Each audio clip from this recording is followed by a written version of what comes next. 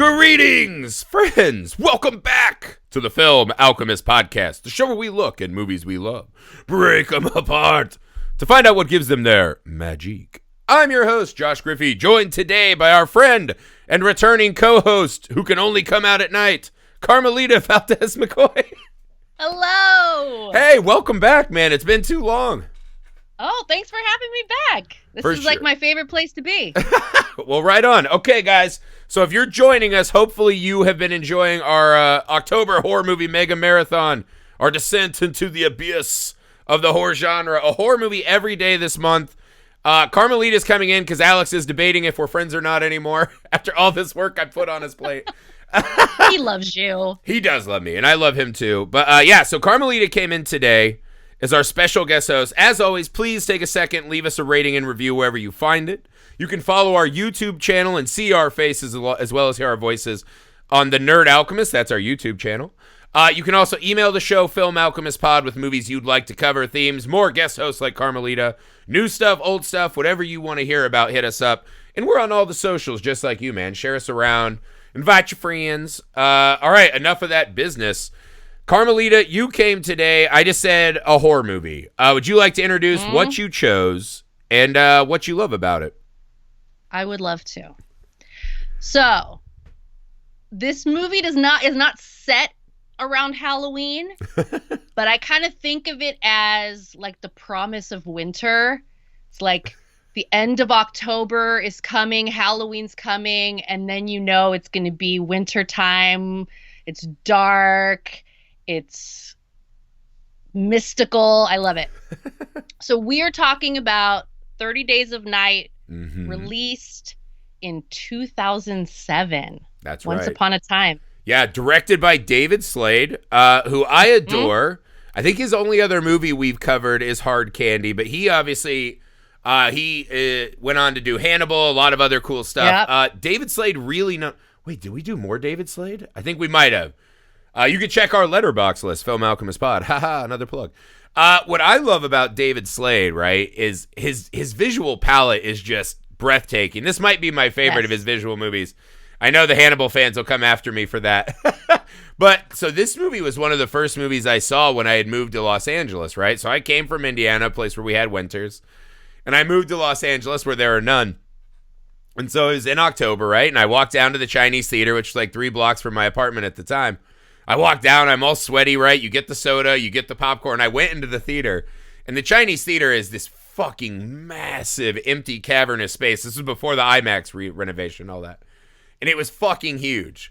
And it felt like they had intentionally cranked the AC to the coldest they could possibly make it in that theater. So I'm sitting in there in shorts and a tank top, just dying when I watched it.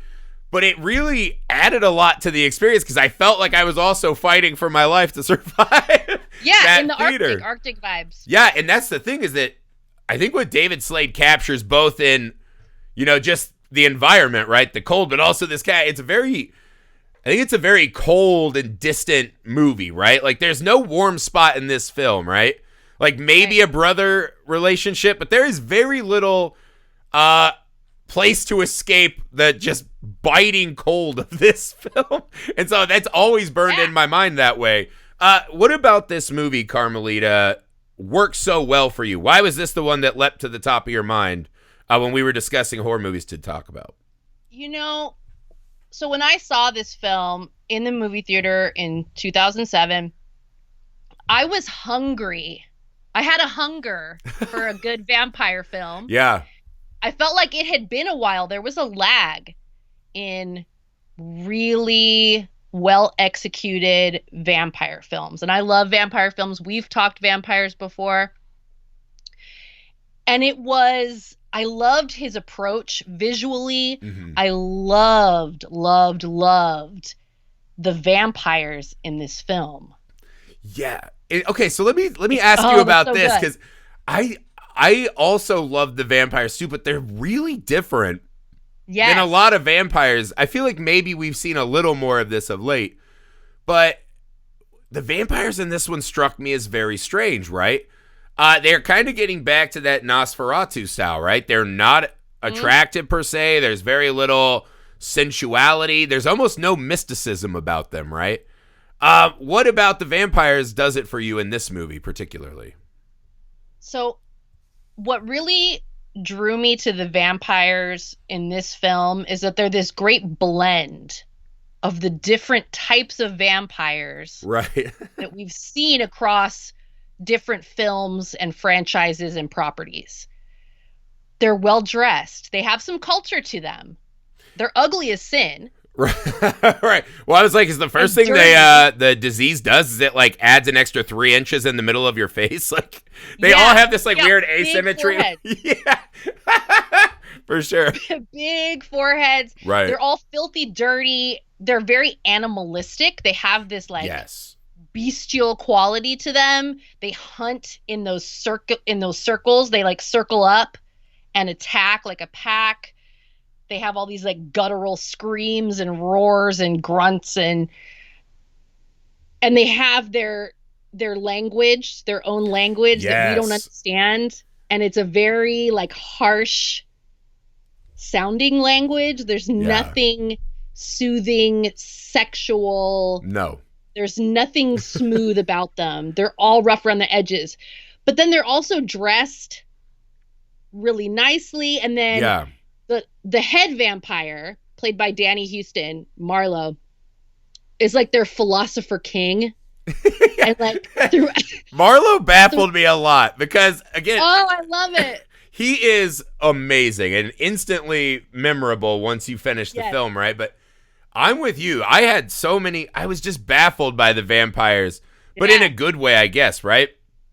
Because to me they almost have like that velociraptor scene in Jurassic Park where they're making like these squeals and the vampire language is amazing, right? But it is this strange mix, right? So they're kind of played almost like a xenomorph, right? These alpha predators on Earth. But then it gets into the like when he plays the record with his fingernail, right? Probably one of the more iconic moments. And then he unleashes the scream, right? It's time to slaughter. And they're flying around, they're jumping all over the place. It's fucking terrifying, right? But the blend of, I guess that was my question. I'm like, where do these vampires exist outside of this 30 days? Because I was like, presumably they got there by giant ship, right? I'm assuming that ship, Ben Foster piloted that, maybe killed the crew, something like that, and he got out before he came to town, right? And they were all in there, I'm guessing. But I was like, where do these people exist, right? We see that they do speak some English. Right. Right? Because the little girl who does the I'm done playing with this one. Mm-hmm. I was like, so they hint at that she was brought by the vampires. But she speaks pretty good English. But I thought that was cool too, because then you're like, oh, was she like a new acquisition? It leads to this question of, oh, did they feel bad for a little one? So there's just a lot of weird, because where do you think these vampires live when they're not hunting in the night? I don't know. So I haven't read the graphic novels. I haven't read the comics. One of these days I'll get around to it. I do have a lot of them and have read them, and I still don't know the answer to this. I feel still like don't know. Okay, well that's good. No, I'm glad to hear it. Yeah. One of the reasons why I've hesitated to jump in is that I kind of like that I can come up with my own theory about where they come from. You're a theory man. I'm a theory man. I love theories. Yeah. So I like the idea of trying to figure out where did they come from? Yes. Where have they been hiding out? And there's one part in the film where he's where the head vampire is talking to the pack and he's telling them, we've worked for centuries to get them to forget. Yeah. So it has me thinking that some of these vampires are probably very old. Right. And then probably along the way, they get new members of the pack that they turn, like the little girl, which I had forgotten about this and I noticed it on this last viewing. If you look, the little girl has tattoos on her arm. What? Yes. The little girl who's eating the general's sword? Okay. Yes. And so that's the first clue. This little girl doesn't belong in this town. Also, by the way she's dressed. No one who lives in Barrow and is used to their winters is going to be dressed in a little frock. It's kind of a Little House on the Prairie thing, yeah. A little Sound of Music-y. No one's wearing that in the dead of winter. galactic circle. But so I kind of think they've probably come, maybe they're like wandering nomadic tribes of vampires, make their way across the centuries. They lose some, they gain some. I'm guessing Marlowe is like one of the oldest ones, I'm going to assume, because he's the leader. And, you know, so he has limited English speaking, but some of the newer acquisitions, you know, I would guess that it's like this kind of roving band looking for new places to feed. Well, there's some weird, like, context evidence in the film, right, too, about it lets me think that these are not, I mean, obviously they have access to like something akin to a Hot Topic or something like that. Or maybe that's what their human guys are. Ben Foster like walks in with his bad teeth and he's like, give me a whiskey and 6 pairs of black skinny jeans. Right? Yeah, like, we have to talk about that guy. Yeah. So whatever, you know, maybe that's what the servants are for. Because then you're like, well, where the hell did Ben Foster just cross paths with these people? Right? So, because to me, it felt like they were outside of society, right? So you start wondering, it's like, can they even survive without some human blood? How much? Things like that. Because, like, something, for example, of they're hunting, right? So they're these alpha or apex predators, right? These top of the food chain kind of predators. And I like that mentality. I think Marlowe has that line, right? When his friend is burnt, right? That lady's burnt by the UV light, the weed light. And he's like, what can be broken must be broken, right? And it felt like this very survival of the fittest, right? These are kind of evolution vampires, right? This isn't some old, you know, mystical curse. This is, we are just a better offshoot that's coming to replace you, which I thought that was really cool. But then you're like, there are moments where you're like, okay, but they don't know hey, let's just go hide inside of the only place that has food. And they'll have to come to us, right? Because I think that's one of the weird. They're showing us that they're apex predators, but then to believe that those people survive for 30 days, right? When we see them using a flashlight, so you start wondering, like, what are their super senses, right? And then when Hartnett turns, all he really says, he's like, I can smell your blood. So you're like, all right, it's believable. This is a big spread out area, you know, whiteouts and this and that. But so there's obviously a bit of cluelessness, right? Because they knew. This is what I think. Okay, go ahead. Yeah, I'd like to hear your thoughts. This is what I think, which is part of what I love about them, if this is true. Mm-hmm. And I like to think that it is. They like to play with their food. I think that's part of the thing about these vampires is that they are these apex predators. They are very animalistic, but they also have this human, they're clever. They're shrewd, and they're kind of sadistic.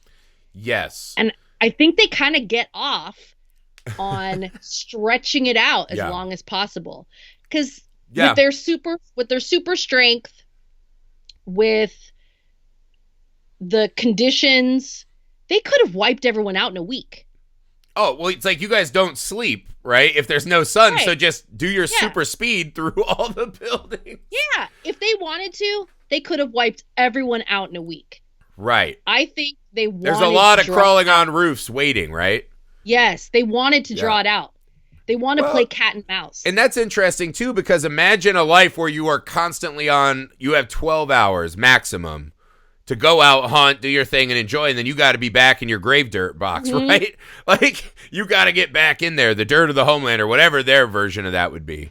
I haven't read those comics in so long, I don't even remember the setup. But, right, so there is probably a freedom to this, right? Whereas we see it as, you see the humans are like, we got to leave, there's no sun. This is now open to them. So that does make sense in a way that they're taking their time. And we don't see anything, maybe that's like one of the scenes we could have had in the film, is what are they doing between kills, right? Establishing out a little bit of what their hierarchy and social, you know, mechanisms are, right? Are they having, like, every time they get some bodies, are they taking them out a couple at a time and doing blood orgies? Do they just hang out and listen to record players? Are they watching TV? They're like, what is all this stuff? What do they do all day? Yeah, so we don't know. Are they going back to that ship, whatever's there? So we don't get any of that. So I think that's one of the things that when you watch the film, it's people say like, oh, well, they couldn't do this. But I think your point is an interesting one. because we see the range too of the difference in vampires, right? So Yes. there are a couple, right? Like the bald-headed guy and the girlfriend, right? The vampiric girlfriend feel like chained dogs. Like they're always yanking on the leash. They're ready to kill now, now, now. And we see that when they are sent to attack, it's just a murder. Whereas we see Danny Houston's Marlowe in the apartment, right? This is one of my favorite scenes when they're in the apartment and the guy shoots him and he kind of looks at him. And then he walks up and holds him up and almost like taking him in, right? There's a lot of great scenes of him just staring at us like we're scum, but he's fascinated, like the same way you might look at a spider in the corner of your room. And then he stabs him with the poker, right? And then he walks over and plays the record. So that's the guy who's possibly been around so long that where do you get your kicks, right? What does it? Because that's the thing. There can't be that much joy in them just running in and slaughtering this town. Yeah, boring. Yeah, because like if you just want to eat, go eat. But there's a little bit more. So yeah, in that vein too, I was gonna ask you about Ben Foster's character, right? Probably my favorite part of the film still to this day, because he is great. Right? He is just a wild fucking guy. I can tell you from experience, I was at an after hours bar with him.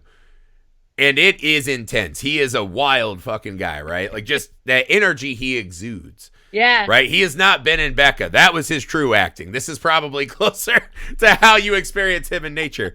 But I had like, why have the human forerunner? Because like the one scene that struck me was the dog killing, right? Which I am anti-dog killings in movies. I hate the dog killing. But I was like, when I saw these vampires, I'm like, they're flipping fucking trucks. And whatever, like, what threat do those dogs pose? Because when Ben Foster kills him, you're like, night is already settling. Like, you've won. You're here. Right? They're no sled dogs. Oh, well, yeah. I was like, break the sleds. Leave the They're sled dogs. They're the way out. That's true. Okay. Because, yeah, I was like, why? Because they do mention that they got a helicopter and some other things like that. Okay. But I was just like, yeah, those dogs are no threat. It doesn't matter if they start barking. That's just the dinner bell. Yeah. Somebody called John Vick. I'm not okay with this. By the way, John Vick, as they all call him, John Vick in 30 Days a Night sequel would just be the best. Because at this point, he's already killed so many humans. There's nothing left for John Vick to do. Right? Fighting 30 Days of Night vampires. Now we're talking. With those sled dogs is like his pack. Right? Yeah, man. I mean, the John Forster's character, Ben Forster, I'm sorry, the stranger, he was one of the things that really stuck out to me. I remember the first time I saw this, like, who the fuck is this guy? Yeah. He's just so creepy, and the meth mouth thing happening, and he's just so unsettling. But to your point about why would the vampires even need this dude? Like, I wonder if it's not more of that. He kind of gets off, Marlowe, these vampires, they kind of get off on manipulating humans. Yeah. Why true. Dane? Yeah. Well, he's so strange in the film. Like in a place where there aren't strangers, he's even the strangest stranger, right? But he just feels so out of place, right? Like he clearly is kind of a parallel to Renfield, right?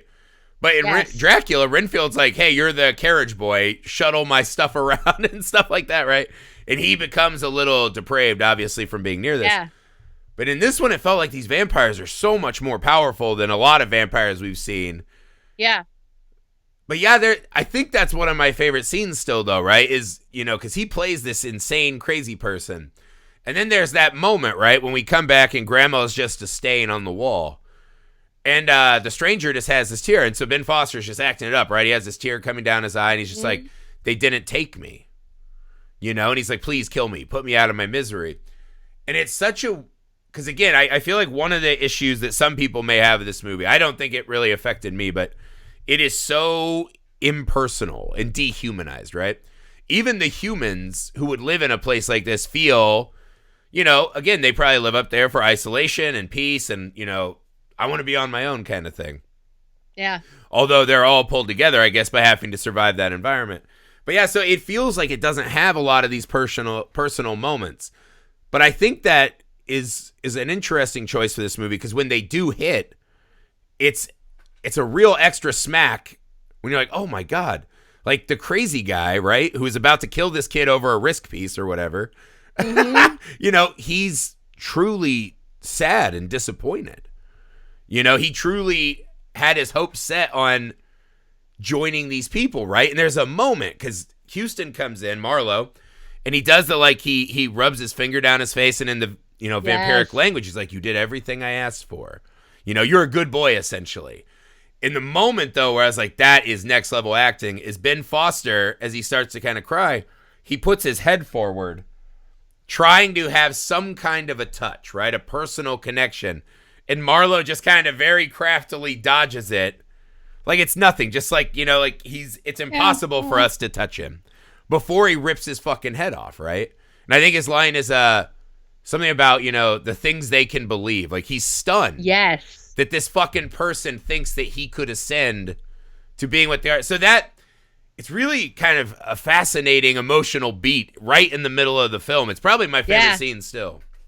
Oh, I love it. Yeah. You know, the other one that really struck me, like on this viewing, I had forgotten how hard the scene hits, is when Bo, the Grizzly Adams, like mountain man type, when that guy's tries to go out in a blaze of glory. Mm-hmm. And he's going to be the big hero.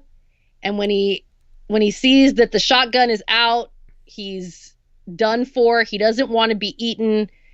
So he strikes the flares. The building goes up in the explosion, and he's blown free. Yeah. And lives. Briefly. I love it. Very briefly. Because you have this moment you can see on his face as he's preparing to take himself out, that he's scared. Yeah. But that he's also like triumphant. Like they're not going to get me. Right. Well, that was such a weird moment in interesting acting choices. Because I was like, you're tearing these things up, right? Because it was a fun thing, too. Because I was like, this movie doesn't get into this, you know, because we hear characters like, if you shoot them, they can't stop. And, you know, Bo, that character, Mark Boone, I think his name is, the actor, and he's like, you know, this isn't a Bela Lugosi movie at one point. And we see in this, right, that it's not that mystical. He does blow one of their heads clean off. Another one gets ripped up by the trencher, and you're like, I think those are dead vampires. Like, he's doing it. I was like, why run into the building? Why? I was like, if you can trench through the building, because I thought what they were bringing back was he was going to use the flare to ignite the leaky oil that he got a ticket for. And when they didn't, I was like, why did he stop? Like, you had it. He could have just gone on. You could have done like a Fury Road for another couple minutes, right? And so I was really sad to see him go. But again, this is one of those, I don't think they all pay off a lot, right? Because I think what this movie does is it sets, a lot of the cast is set up as prey, right? We see them and we find out why they're in town, but they don't really matter much past body count, right? But he has one of the cooler little moments. I really like when they set it up earlier, because when he gets the ticket, and Billy's like, why did you write him that ticket? And it's like, well, he lives on the outskirts. And every so often I'll cite him, and we know he doesn't pay him. He says as much. It lets him know that he's a part of this. And to watch his arc, he comes back into town, right? And then when he wants to leave the attic, he stays because he sees that he can be helpful to them. And when he says, before he runs out, he even says, like, it's my turn now. And I was like, that's a really good arc for essentially the, you know, gruff outsider with the heart of gold. You know, and but that's what I mean. They're few and far between, but when they hit, and they really fucking hit, it works super well in this film. Yeah, and you can feel it. So we haven't talked about Eben, the sheriff. We haven't talked about Josh Hartnett. Yes. He has some great moments. Some of those emotional moments, like when they get the signal that Billy across the road is in the house, and he goes to the house and he sees that Billy has dispatched his family in an act of mercy. And Josh Hartnett as Eben, like, breaks down, and he's like, he's already kind of a brooding character, but pretty even keel. But like in that moment, he breaks down and he kind of brings his body forward. Yeah.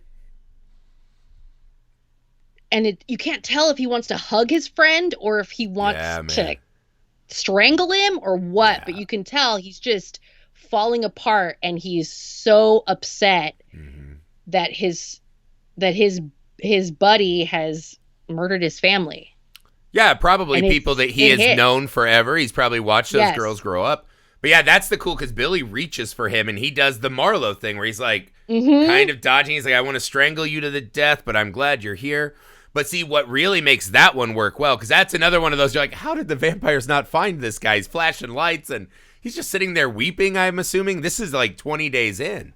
Like, when did he shoot this family? How long has he been here?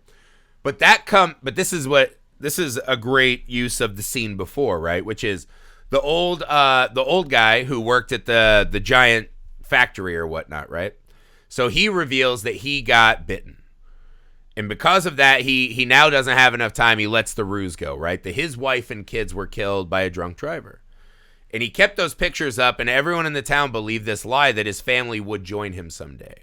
And he just kept that lie up because why not? That's better than the alternative, right? Admitting that they're gone. So he does that. And his line is, you cannot let me live forever, which is such a great vampire insight, right? Which is for him, he doesn't want to keep living this life forever where his wife and kids will not join him, right? And so he asked Evan, he's like, please don't let that happen. And Evan's like, all right, I'll handle it. Because, he's the guy who has to do it. He doesn't want her to do it. He doesn't want his brother to do it. No one else seems capable of doing it at that point. And so he goes in, and we just hear that thunk. And when he comes out, this is one of the better sequences in the movie, right? When he comes out of that office with the axe, everyone in that room looks at him the same way they would if Marlowe was walking through the room. Yeah. With fear. You're not one of us anymore. You've crossed over into something dangerous and scary. Right? So you take that of he just heard this man admit that he lost his family, how sad he is, and he had to kill that guy. And then possibly we start seeing that maybe Evan wanted a family and this is why they're separated, right? Maybe there's some of that. And then he goes in and sees the man who had it all, right? The guy who was just judging her, right? Like, oh, when you don't go to Anchorage, you can tell me why you and Evan are so fucked up, right? Perfect family man, right? The wife, the kids. He fucking destroyed that. While they've been fighting for 20 days, he just destroyed it that fast and gave it up. So that is one of those really great sequences, because I think that's what I think this movie does better than people give it credit for, is that it does find those moments, right? Like a great example of what I'm talking about is at the end of the movie, right? This is probably a scene that has bothered me since I saw it, because I saw it a couple times when it first came out to DVD as well. But it had been a long time, and I forgot not exactly how it played out, but I knew at the end that he became a vampire, right? And him injecting himself and all that, I was like, that's cool, man. I like that. But then it's not a great ending for this movie, I think, right? Where he goes and faces down with Marlowe, right? Who calls him the one who fights. That's pretty cool. But I was like, so he's just turning. He's in the pains of his body morphing. Marlowe has been the leader of this predatory vampire pack for centuries, right? The thought that this guy could beat Marlowe in a fight to take over the pack. And then that all the other vampires are like, we also don't want a piece, right? Because if they kill Hartnett, they'll be the leader of the pack, right? It felt like one of those like, oh, well, we got to punch the monster and end the movie. It's over, right? The 30 days are over. So when I watched it the first time, I was like, that sucks. Like, that's not, you can't beat that guy in a fight. It's not enough. When I watched it today, I was kind of struck by the dueling journeys of Marlowe and Evan, right? Whereas I think what you should focus on in that scene, right? Because that's going to be a hard movie to end anyways, right? So what? The sun comes up and the vampires just run away. Or the vampires get in bloodlust and they forget and they burn up, right? Like, what is the satisfying ending of this useless slaughter of so many humans? There's probably not one, right? And even at the end, the vampires all get away and they're coming back for another town next time, right? Maybe there's a sequel universe where the next town will be ready with UV lights and whatever. Well, there are sequels. Are there really? There's sequels. I haven't seen them. I didn't know there was even sequel. I'm assuming they're awesome since I've never heard of them. But but that's the video. Yeah, right. But I'm assuming they don't address this, right? But But the humanity of that moment, right, really struck me with Evan's choice, because he's choosing to leave his brother behind, right? He's choosing this woman who didn't choose him, essentially, right? He's going out on his shield. He's like, I'm going to go out as this guy, right? That no matter what, I won't do what my friend did, Billy, right? I'm going to try to fight and give them a chance, so that they can warn. So it's this very human moment to give up all of that for someone who gave you up already. So while the fighting and punching isn't exactly ideal storytelling, I would say that decision is fascinating, right? And also Marlo Slow playing him. I don't know what you felt, but it felt slightly like Marlo was tired. He gave me an Agent Smith vibe in this one, if I'm being honest. Because he even calls Mark Boone's character, right before he smashes his head. Awesome effect, by the way. He says, what a plague you are, right? That when you're confronted with things you can't destroy, you destroy yourself. Was that not what Marlo did, right? Did he actually get beaten, or was that Marlo somewhat giving up? Ooh, that's a good point. Right? Because I think Marlo would have just taken him apart so fast. Oh, yeah, he could have. Like, how did he lose Easily. that fight? Unless maybe a part of him, he's like, I have to go back to the ship. Who knows how long until these happen? We didn't really learn, like, how often this happens. Once a year, probably, something like that. Maybe he's just over it. He's like, this was the best month of my life. I lost my girlfriend. I'm done. Like, I'm fucking going over out it. on a high. Yeah. I mean, so it struck me, those two dueling things struck me, right? Is that Evans and him both, in different ways, meet at the point of we're both kind of giving up on this thing, right? For different reasons. I don't know. I thought the subtextual stuff was a lot more interesting than just the monster punching that I remember. Yeah. Yeah, no, I think there's a lot you can read into their arc across the film and that climax. I think there's a lot of different ways to look at it. I think another way I like what you got out of it this time. I think there's another read that's possible that kind of like Game of Thrones, like one of those trial by combat where someone's being real arrogant. And, I almost wonder if Marlo, he sees this guy who's freshly turned, so not very strong, not much of a fighter, honestly. And they've spent this whole month kind of playing with their food. And he calls him the one who fights. And I wonder if maybe there's not a little bit of arrogance, maybe if there's not a little bit of, I want to see how this plays out. Yeah. I mean, he wins on like a sucker punch through the head. Again, awesome. That was awesome. But I actually, a little bit too, the name, the one who fights, it kind of struck me as that maybe Marlo's like, this guy can do it after me. Maybe I'm fucking tired of the fight, man. Maybe this is the guy who will fight in my stead. Because there's also this thing, too, that Marlo is definitely... Because you called him the Philosopher King. And it's kind of something I had forgotten how much he sits there and just is spouting this kind of, existential manifesto, right? Where it's, you guys are a plague. And we've had to make them believe that we're not real. And we can't let them, shatter that illusion at this point. There's a part of that says, while he is this apex predator who despises us, right? There's a lot of times when he is just looking at us. And there's a bit of, that for whom the bell tolls inevitability. Because how many of these towns exist, right? How many? Because the one lady's like, he can go to this town and this town. Let's say there's 20 towns before they hit a town where you're like, this town's big enough and close enough to something else that if we tried this shit in that town, they're going to come back with 50 trenchers. You know what I mean? And there's just not enough. Also, Marlo's not wanting to turn them, right? It was an explicit instruction at the start. Make sure their heads are separated so as not to turn them. He's not building an army. He's not a king who thinks he's taking over, right? So I think these things, to me, this time around, I saw a creature who had given up. What is the point of hitting this pinnacle to only be consumed by, this just inevitable lesser being. Yeah. I don't know. It struck me. No, I like it. Yeah, man. I think there's something to that. That having centuries of this existence and finally coming to this place where you've seen and done it all, and you had this month-long buffet. And I mean, what else is there? Yeah, that's right. Well, no, but that's, oh man, that was one of those things too that didn't pay off. That they had a couple of those where they didn't pay them off, right? Like the oil from the trencher. But one thing I thought they were going to do is that, remember when Billy went out to change the population sign? Yeah. I was waiting for them because there was one point when they said, there's no one left, right? There's no one left. There's no one left. I was waiting for him to like pull out the numbers. There should be 157 of them.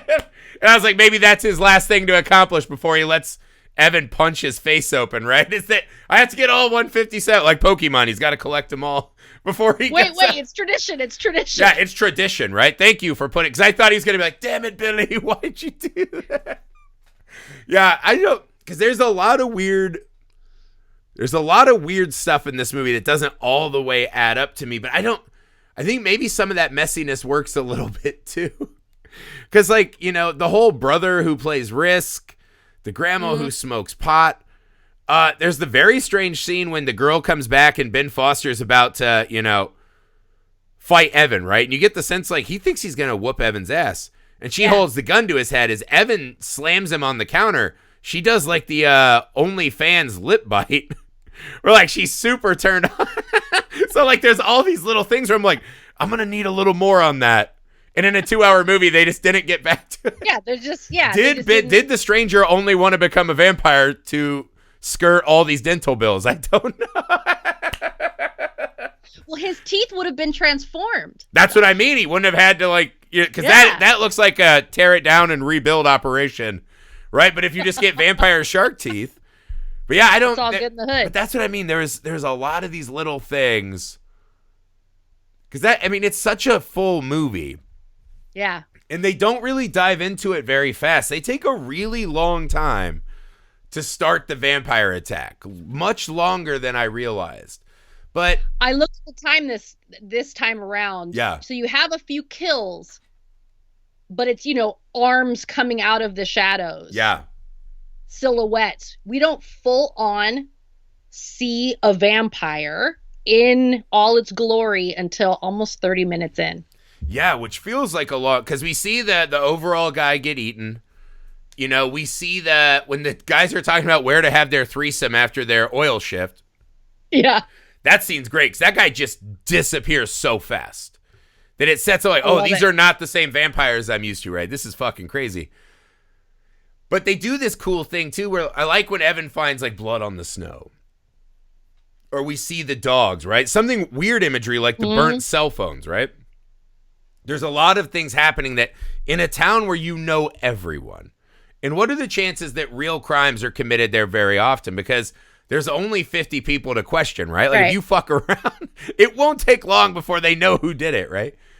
But those little weirdnesses, watching Evan try to come to grips with this, what the fuck is happening, right? And then when he comes flying back into town, and he's like, get in your house, lock the doors, and he sees all these people just out at, like, the bus stop, and they're like, what's going on? And he's just, I don't know, right? And watching Evan go through this total lack of authority and lack of control, it actually, the buildup worked really well for me. I think what's weird, this viewing too, I liked how long it took to get to the vampires. I'm surprised how long the vampire section took. Because that's like another hour and a half movie in and of itself of just super vampires not killing these people very rapidly. Mm-hmm. You know? It's a lot longer than I thought in that segment. Yeah. Yeah. Well, and imagine how much longer, like, and they do those little time jumps. Yeah. You know, because they go a week in, and then you get some scenes, and then it's like 18 days. So they do some time jumps, but yeah, it's all kind of, they just kind of lay it out over time. Yeah. And that's the thing, you have to do it that way, right? Because otherwise, how would you get the feeling? Because even as long as it was, you were like, oh, that feels like a week. Like, it doesn't feel like they were running for 30 days. Like, Josh Hartnett gets that really weird beard. That's like how we know that time has passed. It does. But yeah, I think that's what I will take away from it more this time, right? Is I remembered a lot of the just fucking amazing effects moments, right? Like the one that I'd actually forgotten this one. I remember the Muncher taking the vampire and spitting him up, right? Mm-hmm. But when Billy comes up with his arm ripped off and he goes from that sob and wail into the screeching of the vampire, when Evan puts that fucking axe in his chest and he has to hit him like 3 more times as you watch the head slowly roll, I couldn't breathe when I was watching this. I was like, oh my God. And then I was like, how fucked up is that I have forgotten that? Like, I saw that in the movie theater, and I've seen that movie like 3 to 5 times, and I didn't remember that. Like, how insane is that? But yeah, that one baffled me. The swing was amazing. But what's a scene, if you were to take away, what's a scene that we haven't gotten to yet that just really leaps out at you as a spectacular moment? Ooh, we talked about Bo's death. Mm-hmm. We talked about, I love when they set out the bait. Yes. Yeah. So the group is in the attic and they're thinking about moving, but they're waiting for a blizzard, and they're up there, and then they hear this screaming of this woman, and she's yelling for help, and she's got her little pink jacket, and she's just so helpless, and she's bloodied, and she's cradling her injured arm. Yeah. And I love when Eben looks through their little peephole, mm-hmm. And the other guy, the one who's been lying about his dead family, when he says, well, we got to go out there and get her before they hear, because he's thinking, oh, she's yelling and she's going to draw the vampires. Right. And that's when Eben, and if you're looking carefully, because I'm one of those people, like, I'm kind of paranoid in real life, so I'm always kind of like head on a swivel looking at all the things in the background, like for movement. And you've seen the movement, but it isn't until Eben tells him, look at the rooftops, and then you see that they're all crouched and waiting. And I love it. It's love so good. And then when they jump in on her, and it's death by 1,000 scratches, they're just like taking turns fucking mutilating her. That is one of the I love. There's a lot of great them crawling in the background. I think that gets to your point of there is like a play with your food nature to this. Like, why rush, right? It's an opulent feast. Why rush, right? We have 30 days. We never have that long. I think that scene illustrates, too, one of the things that really leapt out at me is just how there's that line, right, where Evan's like, we live up here because we're the only ones who can, right? We know the cold and this and that. There's kind of a bravado to us as people, right? Where it's like, the earth has designed this place that does not want us. Like, this place is not made for us. It does not want us there, but we're like, fuck you, we'll go there and we'll build these, houses and generators and electric plants. Like, we live here. The ease with which the vampire pack is able to divorce us from all of those things that elevate us above nature, so that then all these buildings that they keep running to, you have this helplessness of like, why run to any other building? Nothing's safe. It's all useless. So the people that go up there in search for this isolation and this, we're tougher, blah, blah, blah, when they are actually cut off and they are actually as close to nature as they probably think they are in their mind for the first time. And all of those little things that make us able to do that are pulled away. It was just really mind-blowing to me, right? Like, those people, what if you get your wish, right? Like, they want to live up there and they feel like they're conquering nature. And it's like, all right, let's do it. And how fast they don't have those things, right? How fast those people just get run through. And all of our little comforts just evaporate. I found that very interesting this time, right? Yeah, absolutely. Because they're only, 80 miles from the nearest town, but you're like, in that environment, that could be like, that might as well be 500 miles. Yeah. Like, who knows? I mean, it's freezing. It's below freezing. It's dark. Yeah, it's Bad News Bears. Yeah, right? So, but I was struck by the nature of these people just being so cut off. But that becomes a fun game too, because I like the idea of all these isolationists, like people that want their space. At the end, they really have to form together, right? So it's almost letting you know that their original thoughts on themselves and where they live are bullshit. Yeah, they can't survive alone. Yeah. So that was something that was really well done in this. Here's a question: would you just let that old man fucking run out of the house? That every time I watch this movie, and I come back to this one pretty regularly, right? Every couple of years. Every time I am just beside myself. I get that you want your father to be safe. Mm-hmm. And I'm not advocating. Of course, I'm not advocating for killing off the weaker members of the group. At the same time, you're not yet, but you're not under attack. Right. At the same time, he has the dementia or Alzheimer's or whatever is impairing his ability to reason and participate in their defensible position. Mm-hmm. I mean, I'm sorry. You got to let him go. Oh, well, I was like, if he was a good son, right? Instead, because that's the thing. He's like, well, I have to use the bathroom. And I was like, wait, where have they been going to the bathroom? you know, for over a week. And then it's like, of course, the grandpa's going to run. I was like, if you're a good son, the moment he starts stirring in the house, you punch him as hard as you can in the face and just knock him out. Better a brain injury than like eaten. Right? And they tried to play this sad subtext of like, oh, well, you know, maybe Alzheimer's is that. You're like, that is sad and it's tragic and no one wants to watch their adult parent go through that. But the alternative is that he gets eaten and you get eaten, right? Because I was struck by, I was like, that dude's last words were wandering through this snow, right? Blinded by a blizzard, and he yells, Dad! And then he's gone. And he's fucking eaten too. Those are his last words. Is he is reduced to a crying boy looking for his father, right? And he's just gone, man. Just fucking snagged. And my brain is like, what a good guy. Like, he went to get his dad. But then another part of me is like, you fucking deserve to get eaten. I mean, you kind of do. I'm sorry. I have no sympathy or chill for those people. Like, you gots to go. These are extreme. This is an extreme situation. So I kind of feel like maybe you needed to go to extreme lengths to keep this man sedated or restrained. Right. Is that traumatic? Absolutely. Under normal circumstances, would I condone that?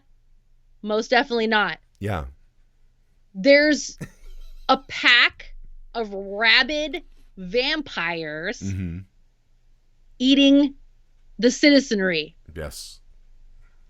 I think Dad can hang out with some restraints for a while. Yeah, make some exception. Because it's one of the things the movie toys around with, right? Like when Evan shoots Ben Foster's character when he's going to kill his brother, and he's like, don't even call the doctor, he deserves it. And you're like, oh man, like corrupt law dog, right? He's now skirting the line because he's seen something horrible, right? But then he doesn't finish him off. He looks like he wants to. But, you know, his ex-wife or whatnot is like, hey, don't do that. And he stops. He finds his line, right? His moral lines.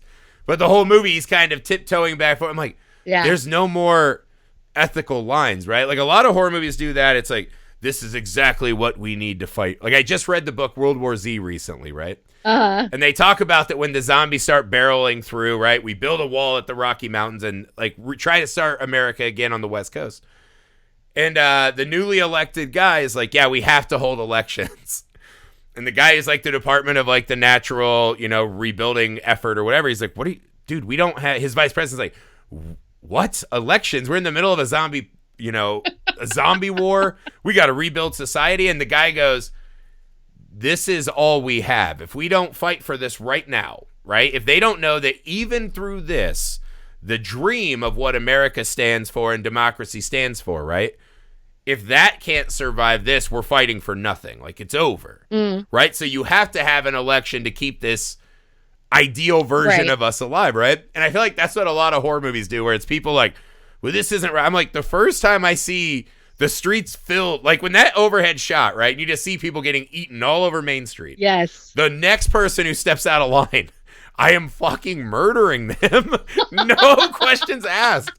You know, it's like, if you're not related to me by blood, I will murder you if you start fucking with my survivability. And this, I think this might be different now, because if horror movies happen in the real world, so many of us have Shudder, Netflix, all these things. We're watching so many horror movies. I think so many people in the real world would now be like, I know how this story ends, and fucking murder Grandpa. I've seen how this plays out. No way. It doesn't end well. It doesn't end well. It doesn't end well. Yeah, man. So, what are your takes on the final image of the movie? Was that poetic for you? Did you like that? I think it's beautifully shot. The whole movie is just a visual smorgasbord. It's so good. Gorgeous. Yeah. And I love that the color palette at that last shot, as you get the sunrise, we finally get some pinks and purples, and it's like the world is coming back to life after they've had this month of death. Do I need it to end on this romantic note? Not necessarily. Yeah. But I you know what, I always kind of wonder. So he's he's burning,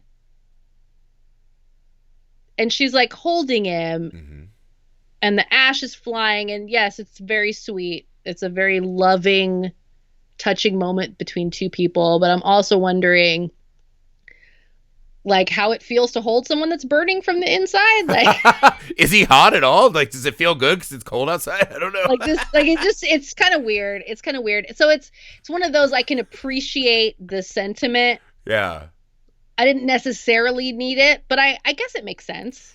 I thought it was a cool choice, if I'm being honest, because again, this movie feels very cold and distant a lot. So when the moments of humanity come, I like the bookend of, we start the movie with him saying goodbye to the son, crying at all he's lost, and how he's going to be alone in the dark for 30 days.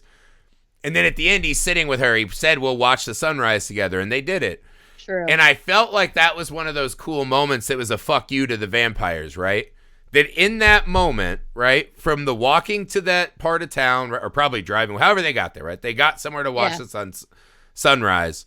And in that moment, holding her, and as his body's burning, I feel like he lived more in that stretch of time than any of those vampires had in all their centuries. So I thought it was an extra cool kind of book into this movie, right? Like, that was good. He found something to fight for and live for, right? I like that. Yeah, and I think that is the opposite of Marlowe, who is just like, I'm over it, man. I did it. I'm out. Yeah. So I thought that was a cool, because for this movie to have that ending felt really strange to me.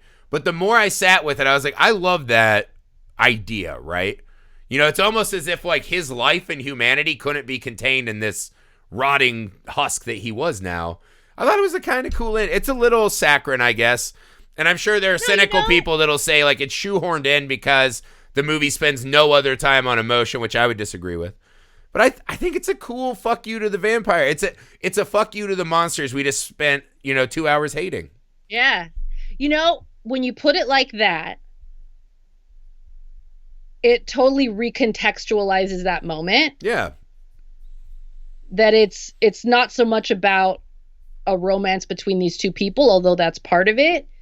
But yeah, that embracing of humanity and not letting that be taken from you. Yeah, and in that moment too, right? Because it felt like we were about to get the Terminator ending, where it's like, get on the trencher, we're going to warn the next town and arm up. You know what I mean? And to just, instead of doing that version, right? We know that there are vampires in this world. We know that, something is going to come from this, right? Probably all these people are going to jail, right? Like, they're going to be like, you guys did all of it. She came back and got her husband and all of his friends. Like, she's probably getting the death penalty. But, I thought it was cool, man. Slow it down.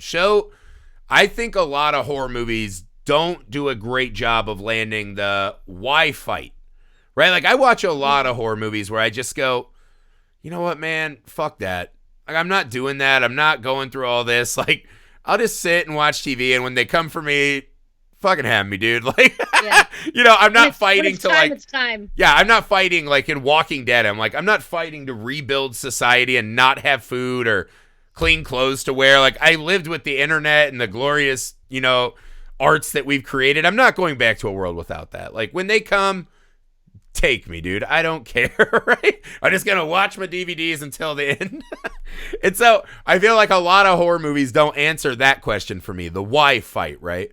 It's like that famous Wes Craven story. He said he was inspired as a kid when him and his friends maimed a rat. I think they stomped on it or threw a brick on it or something.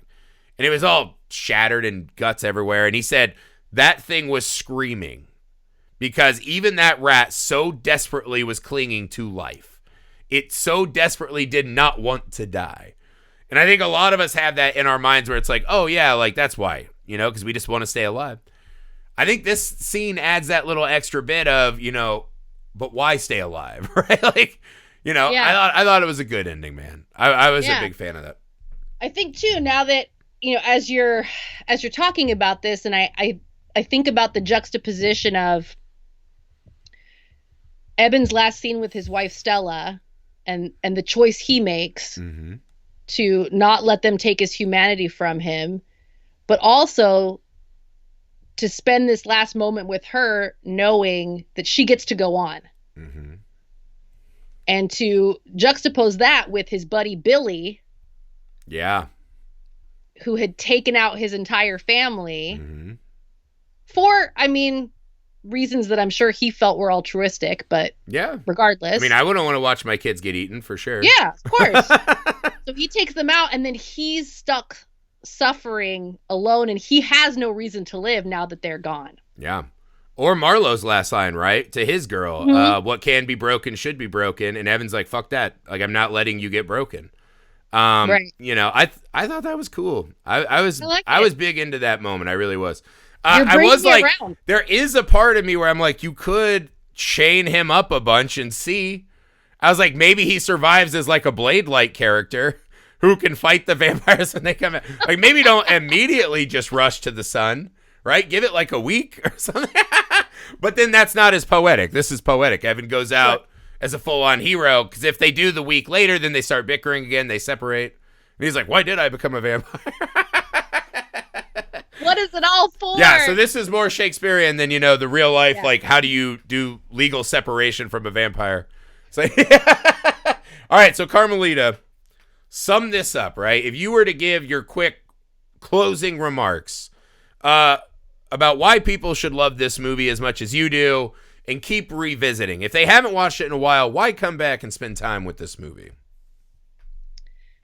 I would say 30 Days of Night is a vampire story for the 21st century. It's very modern, but it also touches on all of these beautiful kind of eternal themes of survival and life and death and the nature of the predator and the prey. And it's just a really fun movie too. Super fun movie. It's a good time. It looks great. And it's really interesting to kind of, like we've been doing today in this discussion, they leave enough of it open that you can imagine about this world and about these characters and about the vampires. And so it's a story that can continue to build for you. Every time I go back to it, I notice different little things that jump out to me depending on where I'm at when I'm watching it. And I also get to keep going back to thinking about, like, where did they come from? Yeah. And where do they go next? Where did they get that fashionable clothes? Yeah. So I would say it's a movie that's worth putting on. It's a couple hours and you get to just be transported to this barren, this one little town in this barren wasteland and just participate in this fight for survival. It's just it's a good time. And it's fun too because I think it does a thing that we had really gotten away from in vampire movies, right? I think it became very chic to humanize the vampires more and more and more. And because of that, then this more sensual side of them starts erupting, and it's this, eternal love and this and that, these kind of big ideas, right? I like that this one strips an enormous amount of the humanity from these vampires, right? They are an evolutionary step, right? They are just nature at its finest, doing what nature does. And I like the idea of this kind of Western hero, right? These quiet, tough people that live this isolated, do-it-yourself life. And when the seams in their facades start to crack and you see their humanity come out and what they're willing to do in their bond to, fight nature like they do every day. I think there's a lot more going on beneath the surface than this movie gets credit. I think everyone is like, those vampires are scary. Danny Houston is fantastic. Ben Foster, you can't take your eyes off of him, right? The effects are marvelous, right? All of that is true. Yeah, and it's fucking gorgeous, right? The music. I think everyone gets stuck on the surface things, right? It's so beautiful and opulent, and your eyes can't get enough. But I think there's a lot more going on beneath the surface, right? Like, they're not going to waste an enormous amount of scenes where they're just going to monologue you, right? They do that a couple times.